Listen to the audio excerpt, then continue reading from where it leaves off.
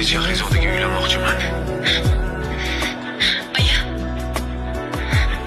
Yunus opa menga aytganlar-ku. Men